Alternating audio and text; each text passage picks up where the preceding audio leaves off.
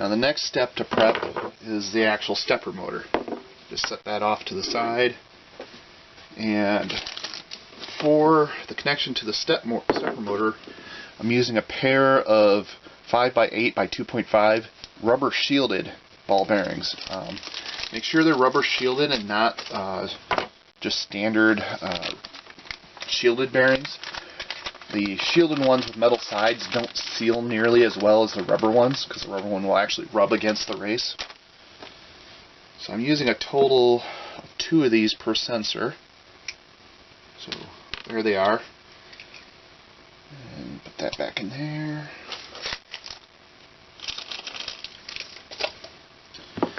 Before you do anything else, don't forget to clean off any oil that may be on the shaft of your motor. The Loctite I'll be using for that will cut through some oil. I mean, it won't completely fail if you forget this step, but the bond won't be nearly as strong as if you had cleaned it.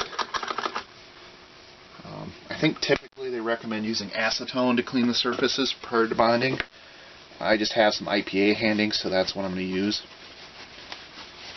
So I'll just clean that off real good. And there's still a little bit of goop on it, so I'll do it again. So wet and dry, and that should be good. Let's see, which end had the super glue on it?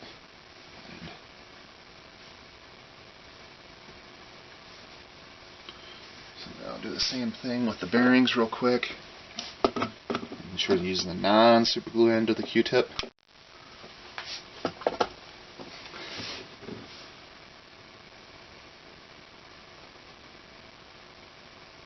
Bearings are hard to clean because if you spin this way, they just rotate. It doesn't actually rub.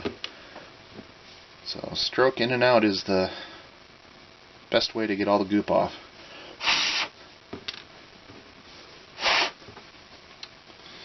Okay, for the particular bearings I picked, they are a loose slide fit on this shaft. So to counteract that, I printed out this little spacer part and made it a press fit to the shaft. So I just sort of press it on like that. Shove it down a little bit. Grab a plate here.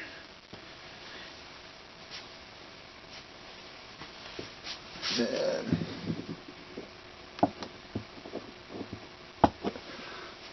again, that flash on this, if you put it flash side in last, it will start real easy, but then you get up to that flash lip and you have to really give it a shove into some sort of little pocket to get it past that. So the hole in this plate is slightly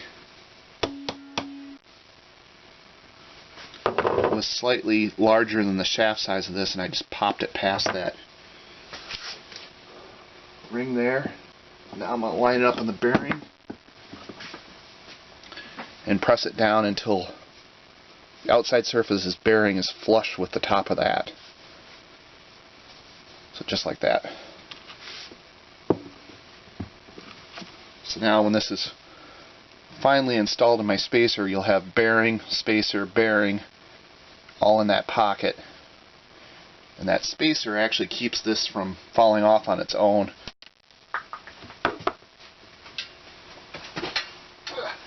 Found it. Keeps it from falling off on its own, but also the green Loctite will help hold, will glue the bearing to the shaft so it'll never come out. So now get out my sensor holder here and put the first bearing in. So again, just sort of line it up on a flat surface and give it a press. That should bring it down flush. And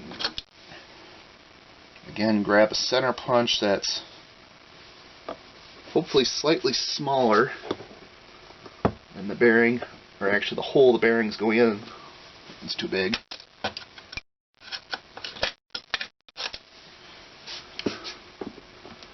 And then press that all the way down to the bottom of the pocket.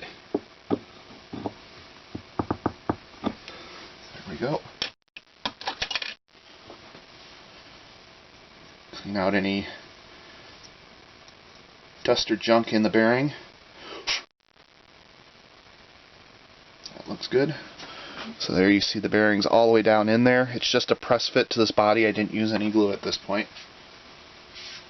But now to put this onto there and not just have it fall apart, I need to glue the two together. Now, in theory, I could just press this bearing in behind and the friction on the two would hold this together. But just to seal that gap and hold the thing together better, I'm going to throw some green Loctite in there. So when I say green Loctite, I'm talking about Loctite 603. It's a retaining compound.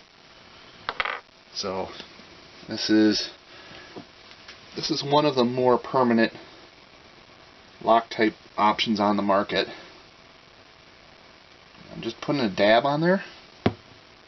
I'm not going to need much for this application. And then using the tip, I'm just sort of spreading it evenly across that top surface, just like that. So probably can't see it, but there's just a small amount of green Loctite all the way around. And put these two together just like that, and then tip it up like that and let it sit till it cures. Both the super glue and the green Loctite will probably take, I think green Loctite's like 72 hours to full cure, but usually after a couple hours it's good.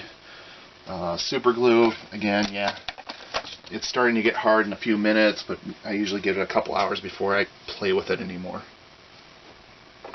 So I will cut out here and come back when I'm ready to do the little upper bearing.